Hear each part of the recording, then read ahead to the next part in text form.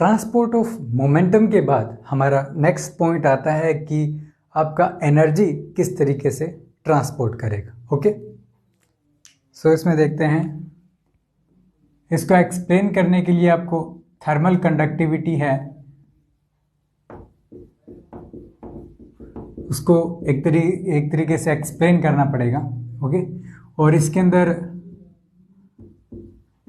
Transport of energy.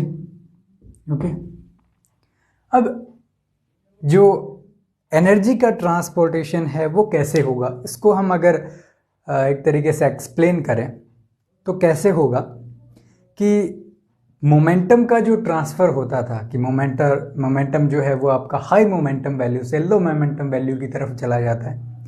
सो इस case में ये आपका किस तरीके से होगा ये जानना बहुत ज़रूरी है। उस केस में हमारे पास वेलोसिटी ग्रेडियंट मिलता था। ओके, अब यहाँ पर हमें एनर्जी जो ट्रांसपोर्टेशन है वो अगर एक्सप्लेन करना है तो उसके लिए हमें क्या टेम्परेचर का डिफरेंस होना चाहिए। हमने डिस्कस किया था पहले भी कि अगर आपका टेम्परेचर में डिफरेंस होता है डिफरेंट लेयर्स में, देन जो एनर्जी है वो एक पॉइंट से दूसरे पॉइंट तक ट्रांसपोर्ट करेगी। कैसे? फॉर एग्जांपल, अगर किसी रूम के अंदर अगर आप एक कैंडल अगर लगा देते हो, ओके, सो अगर हम देखें तो कैंडल के जो सराउंडिंग का एरिया है उसका टेम्परेचर ज़्यादा होगा। ओके, और हम सपोज 1 मीटर थोड़ा उससे दूर खड़े हैं। ओके, सो जैसे जैसे आपका सिस्टम है वो इक्विलिब्रियम की तरफ मूव करना चाहेगा, इट मीन्स कि हाई टेम्परेचर जो है वो लो टेम्परेचर की तरफ जाना चाहेगा, देन क्या होगा, हम हीट को एक्सपीरियंस करेंगे। ओके, इट मीन्स हीट का जो ट्रांसफ़र है वो हो रहा है। हीट आपका कुछ नहीं, सिर्फ एनर्जी होता है एक तरीके का। इट मीन्स टेम्परेचर डिफरेंस आपका क्रिएट कर सकता है एनर्जी ट्रांसफ़र। ओके, सो इसको एक्सप्लेन करने के लिए हम क्या एज्यूम करेंगे, हम सेम उसी तरीके से एज्यूम करेंगे जिस तरीके से हमने मोमेंटम का जो ट्रांसपोर्टेशन है वो किया था। ओके, हम एज्यूम करते हैं कि सपोज ये हमारे पास एक लेयर है गैसीय सिस्टम का, ओके, उसी तरीके से एक ये भी लेयर है, ओके, एक इसके डाउनवर्ड डायरेक्शन में। सपोज ये हमारी एक्स प्राइम है, ये आपकी ए प्राइम है, ये आपकी बी प्राइम लेयर्स हैं। सपोज इसका जो टेम्परेचर है वो हमें टी पता है, टी टेम्परेचर पे आपका जो लेयर है वो है। ओके, हम अज्यूम करते हैं यहाँ पर क्या, ये जो है टेम्परेचर ग्रेडियंट क्या होता है कि टेम्परेचर आपका चेंज होता है कंटिन्यूअसली, लीनियरली आप कह सकते हो। सो यहाँ से हम क्या कह सकते हैं, सपोज ये आपका पॉजिटिव है वाई डायरेक्शन में, सो ग्रेडियंट, टेम्परेचर ग्रेडियंट में कुछ इस तरीके से एक्सप्लेन करूं कि टेम्परेचर है वो सपोज यहाँ पर वाई डायरेक्शन में अगर मैं कर रहा हूँ तो डेरिवेटिव के रूप में लिख सकता हूँ, ये हमारा क्या हो जाएगा, स्लोप होगा उसका। ओके, और हम क्या कह सकते हैं एक तरीके से कि जो लीनियर किस तरीके से वो चेंज हो रहा है लीनियरली, वो हमारा वैल्यू है, वो टेम्परेचर ग्रेडियंट हमने एक्सप्लेन कर दिया। ओके, सपोज ये जो डिस्टेंस है आपका ये h/2 है, उसी तरीके से ये भी डिस्टेंस आपका h/2 है, दोनों सेम डिस्टेंस पर हैं। सपोज यहाँ का जो टेम्परेचर है वो T + dt है। ओके, उसी तरीके से यहाँ का जो टेम्परेचर है वो T - dt है, बिकॉज इसका टेम्परेचर इस वाली से कम होगा। ओके, सो अब हमें जो एनर्जी का ट्रांसफ़र है वो चेक करना है। तो हमें पता है कि एनर्जी का ट्रांसफ़र टेम्परेचर डिफरेंस की वजह से होगा। क्यों? बिकॉज एनर्जी हमें पता है E कितना होता है, 3/2 kBT, ओनली डिपेंड करता है टेम्परेचर पे। इट मीन्स जहाँ का टेम्परेचर ज़्यादा, इट मीन्स यहाँ एनर्जी आपकी ज़्यादा होगी कंपेयर टू यहाँ। सपोज यहाँ पर अगर मैं एनर्जी को E + DE लिख देता हूँ, यहाँ का एनर्जी E हो जाता है, सॉरी यहाँ पर नहीं, यहाँ पर आपका एनर्जी E हो जाता है, यहाँ पर E - DE। यहाँ पर जो चेंज है इस डिस्टेंस में या इस डिस्टेंस में वो आपका सेम होगा DE। ओके, अब उसका वैल्यू कैसे हम फाइंड आउट करेंगे कितना चेंज होगा। वो देखिए, ग्रेडियंट हमें पता है। ओके, अगर आप लिमिट्स जो होती हैं, यूनिट्स होती हैं, उनसे अगर आप चेक करो तो यहाँ से चेक कीजिए, dt डिवाइडेड बाई dy, या फिर टेम्परेचर पर यूनिट लेंथ है, अगर मैं लेंथ से मल्टीप्लाई कर दूं देन मेरे को टेम्परेचर मिल जाएगा। इट मीन्स यहाँ पर कितना चेंज होगा, जो चेंज है dt इज इक्वल टू वो कितना हो जाएगा, delta t divided by delta y into ये मेरे पास जो डिस्टेंस है, सपोज h/2 है इस केस में। ओके, और h/2 ने लेके अगर आप h भी ले लेते हो कोई प्रॉब्लम, बट सिर्फ हम अज्यूम करके चल रहे हैं इसलिए सो यहाँ पर ये h लिख दीजिए ताकि कोई कंफ्यूजन ना हो। ओके, सो ये आपका dt का वैल्यू हो गया। इसी तरीके से हम टेम्परेचर यहाँ भी फाइंड आउट कर सकते हैं, यहाँ भी फाइंड आउट कर सकते हैं, एनर्जी भी फाइंड आउट कर सकते हैं, कोई प्रॉब्लम नहीं है। ओके, अब क्या होगा कि एनर्जी जो है वो हाई एनर्जी वैल्यू से लो एनर्जी वैल्यू की तरफ चली जाएगी, कोई प्रॉब्लम नहीं है। अब हम क्या कहते हैं कि यहां पर हमें फाइंड आउट क्या करना है, हमें फाइंड आउट करना है कि टोटल एनर्जी ट्रांसफर क्या होगा यहां से यहां तक। ओके, यहां से यहां तक टोटल एनर्जी जो है वो सपोज हमारी डेल्टा क्यू होगी। डेल्टा क्यू सपोज एनर्जी है जो वो हमारी पर यूनिट एरिया अगर मैं कंसिडर करता हूं पर यूनिट टाइम, कोई प्रॉब्लम नहीं होना चाहिए इसमें, डेल्टा क्यू मैं अज्यूम करके चल रहा हूं। ओके, अब जैसे हमने किस केस में किया था, मोमेंटम जो ट्रांसफर है यहां से लेकर यहां तक, उसके लिए हमने क्या किया था, वैल्यू फाइंड आउट की थी, दो रिक्वायर्ड वैल्यूज थी, या फिर दो आप एक तरीके से जो रिक्वायर्ड टर्म्स हैं, रिक्वायर्ड वैल्यूज, ये कौन सी होगी, हमने चेक किया था। एक नंबर हमें क्या चाहिए, नंबर ऑफ पार्टिकल्स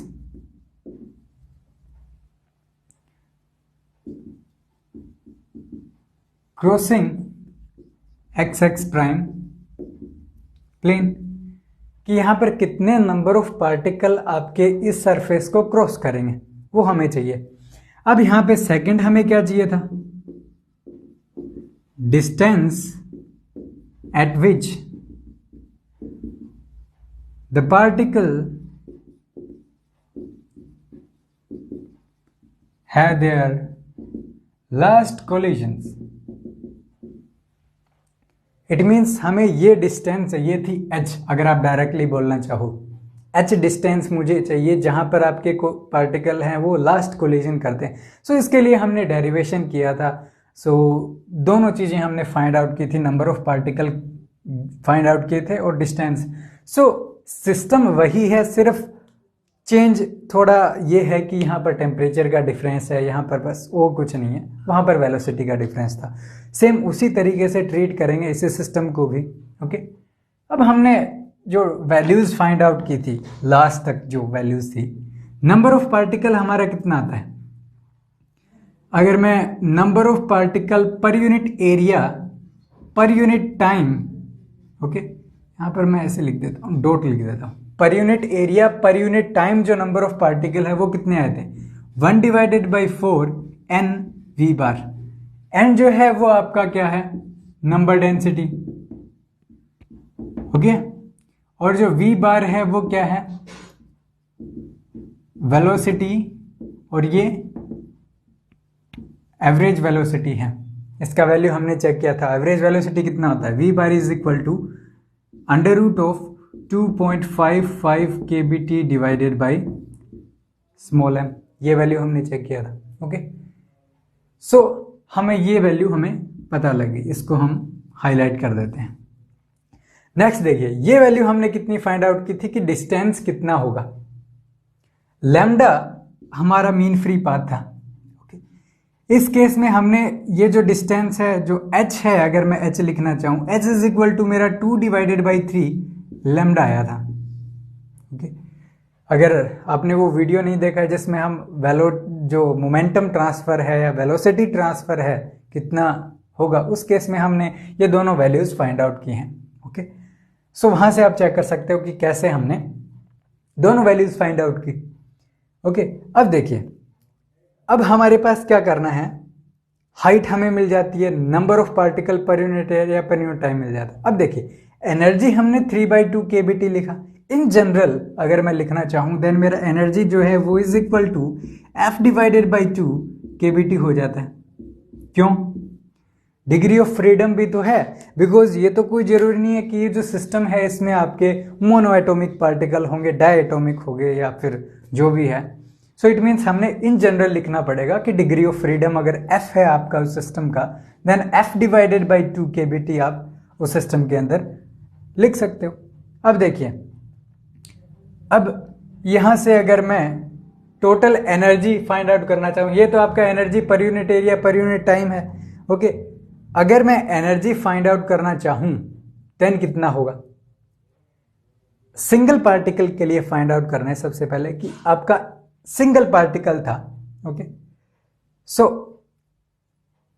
एनर्जी जो इस पॉइंट का है इसको मैं कुछ इस तरीके से लिखता हूं कि E इज इक्वल टू कितना है?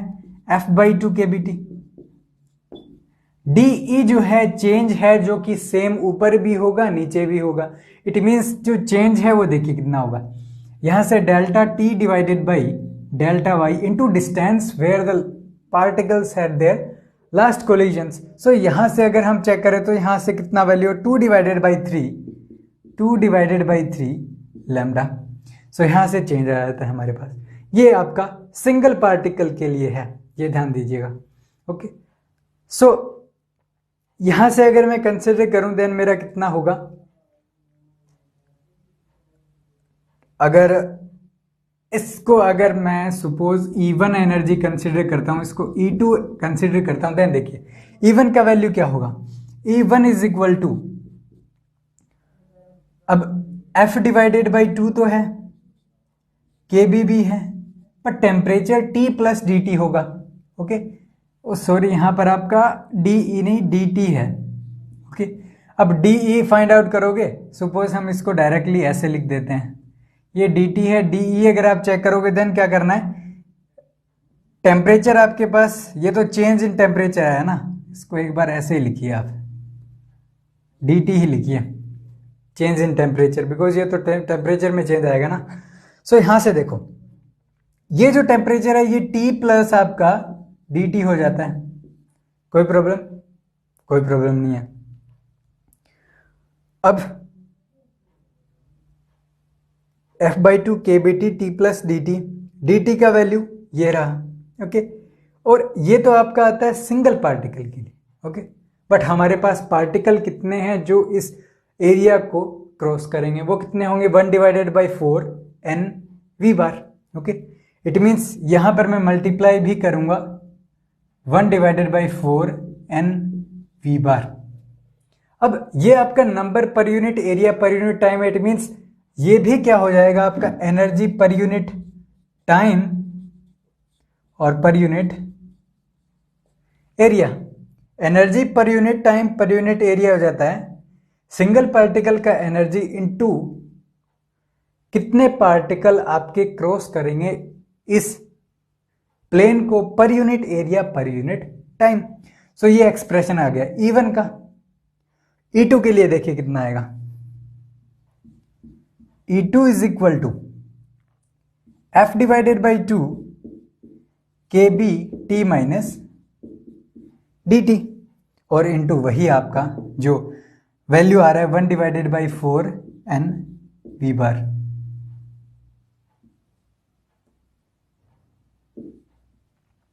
अब देखिए हमें चेंज क्या करना है? हमें चेंज फाइंड आउट करना है एनर्जी में कि कितना एनर्जी फ्लो होगा यहां से लेकर यहां तक। E1 हमें पता है, E2 हमें पता है। ओके, E1 जो है वो आपका क्या था? ऊपर वाले पार्टिकल्स के लिए कि कितने पार्टिकल हैं वो ऊपर से नीचे की तरफ आते हैं, और E2 जो है वो आपका क्या था? E2 था वो आपका था कि नीचे से कितने पार्टिकल ऊपर की डायरेक्शन में जाते हैं।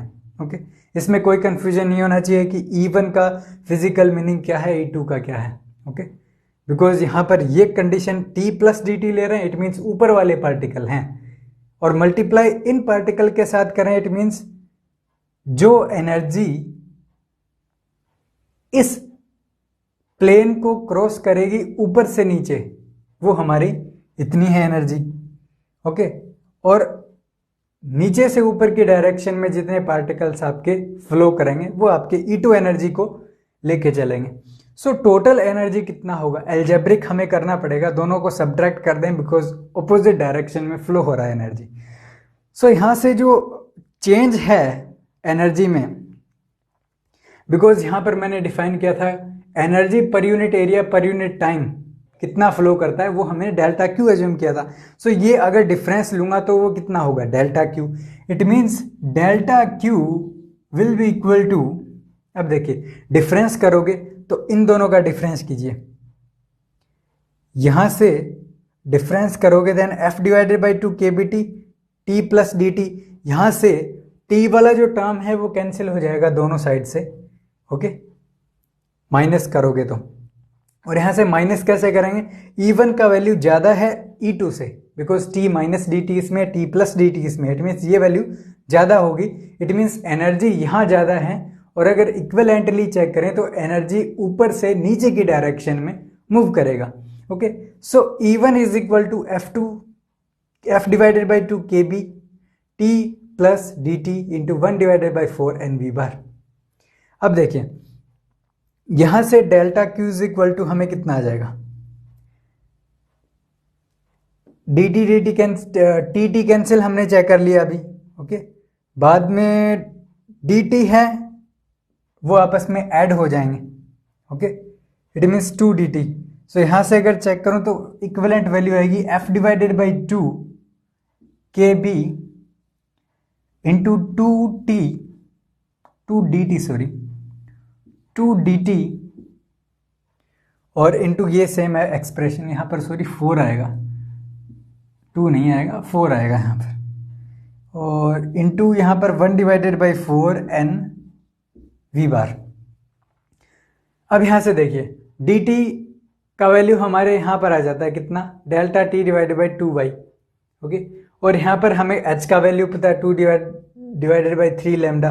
ओके, सो ये वैल्यू कितना हो जाएगा dt, यहां से हमने फाइंड आउट किया था वैल्यू, dt का वैल्यू पुट कीजिए कितना आएगा, dt यहां से कट कर देते हैं और यहां मल्टीप्लाई कर देते हैं, कितना, delta t divided by delta y into 2 divided by 3 lambda. Okay, no problem. अब हम चेक करते हैं कि कितना इक्विवेलेंट वैल्यू आएगा। यहां पर अगर हम इसको पुट करें तो देखते हैं कितना आता है। यहां से देखिए 2 से 2 आपका कैंसिल आउट। ओके, यहां पर 4 था तो ये 2 आपका कैंसिल आउट, 2 यहां पर आ जाता है। सो यहां से 3 2 जा 6। ओके, और एफ के बी टी एन वी बार। ओके, सो वैल्यू चेक करते हैं कि जो डेल्टा क्यू है वो कितना हो गया, 1 डिवाइडेड बाई 6, नो प्रॉब्लम, के बी और एफ भी है एन वी बार और इंटू लैम्डा, और यहां से आ जाता है delta t divided by delta y कि कितना ग्रेडियंट होगा वो। ओके, अभी तक हमने यहां तक जो रिलेशन था हमने फाइंड आउट किया था कि कितना एनर्जी का जो अमाउंट है वो फ्लो करेगा, जो सरफेस हमने एज्यूम की थी इमेजिनरी सरफेस उसको।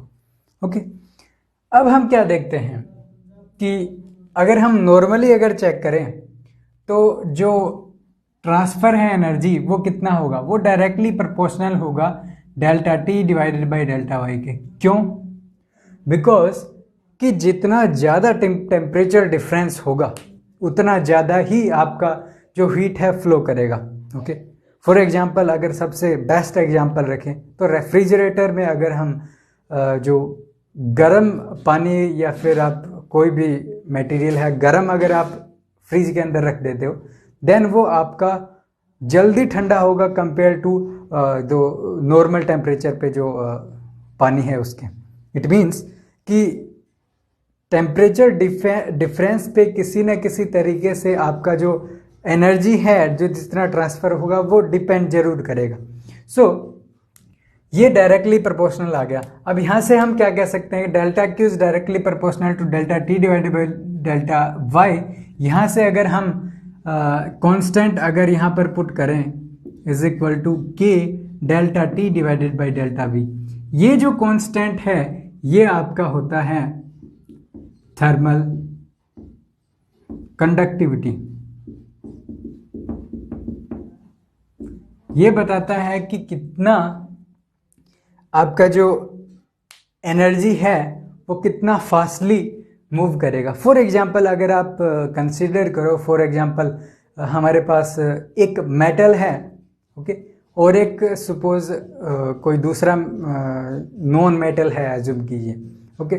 सो अगर एक सिरे को गर्म करेंगे सो दूसरे सिरे तक एनर्जी है वो फास्टली चला जाएगा। इट मीन्स कि जितना फास्ट एनर्जी का ट्रांसफर होगा वो उतना ही ज़्यादा थर्मल कंडक्टिव है। इट मीन्स उसका जो थर्मल कंडक्टिविटी है वो ज़्यादा होगा कंपेयर टू उन एलिमेंट्स के जहाँ पर आपका एनर्जी जो है वो स्लोली ट्रांसफ़र होता है, ओके। सो यहाँ पर हमने यहाँ पर जो थर्मल कंडक्टिविटी है उसको हमने फिजिकली बता दिया क्या है। अगर आप डेफिनेशन की बात करो देन हम क्या कह सकते हैं, ये क्या है, ये आपका energy per unit time per unit area, per unit इसको सेकंड लिख देते हैं, टी से कंफ्यूजन हो जाएगा, एनर्जी पर सेकंड पर यूनिट एरिया के इंटू ग्रेडियंट। सपोज ग्रेडियंट को मैं 1 कर देता हूं, देन के मेरा energy per unit area per unit time के इक्वल आ जाता है। इट मीन्स कि सपोज एक cross sectional area, imaginary cross sectional area अगर आप अज्यूम करते हो किसी सिस्टम में, सो उस क्रॉस सेक्शनल एरिया में पर यूनिट एरिया में पर यूनिट टाइम कितना एनर्जी फ्लो होगा, ओके, वो कितना होगा। अगर आपका जो टेम्परेचर ग्रेडियंट है वो आपका अगर आप 1 कर दो, इट मीन्स 1 केल्विन पर डिस्टेंस अगर आपका टेम्परेचर चेंज हो रहा है, सो उसके हिसाब से आपका एनर्जी के इक्वल आपका थर्मल कंडक्टिविटी होता है। इट मीन्स जितना energy per unit time per unit area flow करेगा वो ही आपका थर्मल कंडक्टिविटी होगा। सो इस तरीके से हमारे पास डेफिनेशन भी आ जाती है कि अगर मैं यहाँ पर डेफिनेशन लिखूं, so if unit gradient exist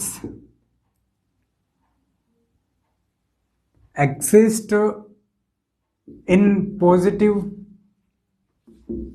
y direction to the from xx plane, या फिर आप इमेजिनरी प्लेन बोल सकते हो, okay, then the energy transfer per unit area per unit time is equal to thermal conductivity। ये definition आ सकती है। तो अपनी लैंग्वेज में आप लिख सकते हो किसी भी तरीके से, कोई प्रॉब्लम नहीं होना चाहिए। अगर आपको कॉन्सेप्ट पता है तो डेफिनेशन आप खुद बना सकते हो, ओके। सो यहाँ पर हमारा ये आ गया। अब हमने देखो फाइंड आउट क्या किया था, ये एक्सप्रेशन फाइंड आउट किया था एनर्जी कितना ट्रांसफर होता है, बट जनरल इन जनरल आपका एक्सप्रेशन जो है वो आपका ये होता है, ओके। अब इसमें आप देखोगे अगर कई जगह तो यहाँ पर नेगेटिव साइन भी मिलता है।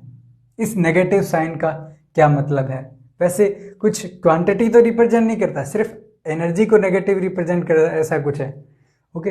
ये क्यों है, नेगेटिव साइन क्या बता रहा है। सो जो नेगेटिव साइन है रिप्रेजेंट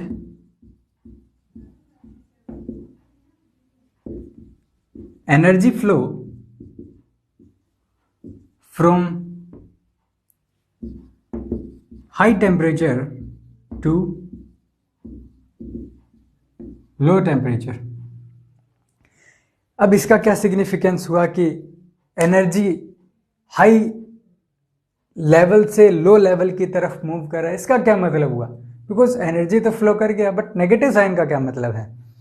अब नेगेटिव साइन देखिए, अपर पॉइंट पे जो एनर्जी है वो आपका क्या हो जाएगा, डिक्रीज हो जाएगा। अगर हम चेक करें ऊपर से नीचे की डायरेक्शन में अगर आपका फ्लो होगा, ओके, और नीचे की डायरेक्शन में आपका जो एनर्जी है वो बढ़ जाएगा। बट ये जो नेगेटिव साइन है ये अपर जो पार्ट है उसके लिए है कि आपका एनर्जी है एक तरीके से हाई टू लो टेम्परेचर की वैल्यू की तरफ ट्रांसफर कर रहा है, ओके। इट मीन्स ये आपका नेगेटिव साइन उसी लिए ही आया है, ओके, और इसका कोई सिग्निफिकेंस नहीं बनता है, ओके। अब चाहो तो यहाँ भी नेगेटिव साइन लगा सकते हो, उसमें कोई फर्क नहीं है, ओके, उससे कोई फर्क नहीं पड़ता। वैसे अब अगर आप जनरली इन दोनों इक्वेशंस को कंपेयर करो, ओके, सो हम यहाँ से थर्मल कंडक्टिविटी को चेक कर सकते हैं। कंपेयर करोगे तो देखिए ये जो टर्म है ये आपका के इक्वल हो जाता है अगर आप नेगेटिव साइन को कंसिडर ना करो, बिकॉज ये तो सिर्फ डायरेक्शन बता रहा है जहां पर आपका एनर्जी फ्लो हो रहा है। सो दोनों को कंपेयर करोगे देन देखिए आपके पास जो थर्मल कंडक्टिविटी है वो कितना आएगा,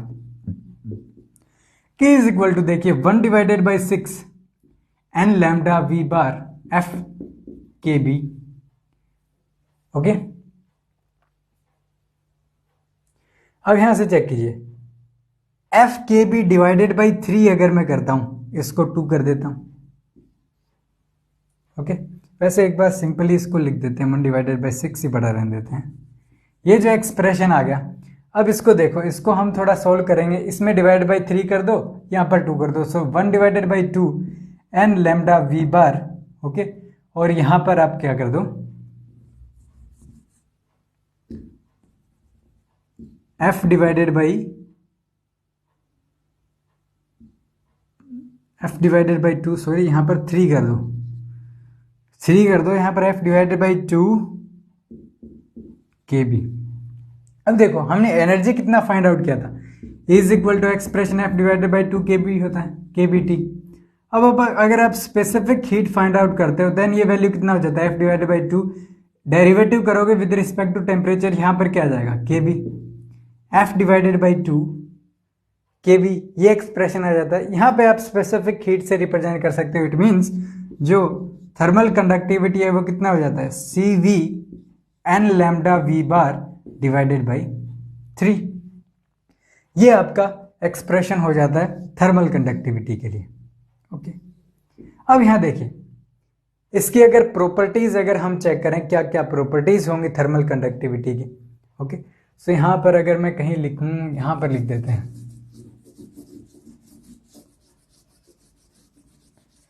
सो प्रॉपर्टी चेक करते हैं। फर्स्ट प्रॉपर्टी क्या है, इस एक्सप्रेशन में कहीं पर भी प्रेशर का एक्सप्रेशन नहीं है। It means K is not depending upon expression of pressure.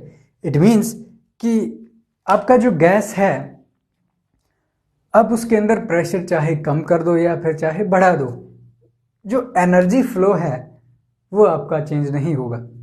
It means कि जो मोलिकुलर कोलिजन्स हैं वो अगर आपकी एक्सट्रीम कंडीशन में एक तरीके से चेंज ना हो, इट मीन्स इंडिपेंडेंट रहे, देन आप क्या कह सकते हो कि जो हीट फ्लो है, एनर्जी फ्लो है, वो चेंज नहीं हो सकता, ओके। अब एक्सपेरिमेंटली अगर चेक किया गया कि अगर आप extreme high temperature, high pressure और एक्सट्रीम लो प्रेशर अगर आप लेके चलते हो, उस केस में जो थर्मल कंडक्टिविटी है वो कितना होगा। सो ये देखा गया कि हाई प्रेशर पे, एक्सट्रीम हाई प्रेशर पे जो आपका थर्मल कंडक्टिविटी है वो इंक्रीज कर जाता है और वेरी लो प्रेशर पे आपका जो थर्मल कंडक्टिविटी है वो डिक्रीज करता है। सो ये क्यों है, ये हम पहले भी डिस्कस कर चुके हैं इस चीज़ को, कि जैसे ही आप प्रेशर कम करोगे देन क्या होगा कि जो कोलिजन्स है वो रेयर हो जाएंगी। इट मीन्स जो कंटेनर का जो डायमेंशन है उसके इक्वल आपका जो मीन फ्री पाथ है वो हो जाता है। इट मीन्स कोलिजन ही रेयर होती हैं, इसलिए कोलिजन ही रिस्पॉन्सिबल होती हैं वैसे हीट ट्रांसफ़र को या फिर मोमेंटम ट्रांसफ़र को।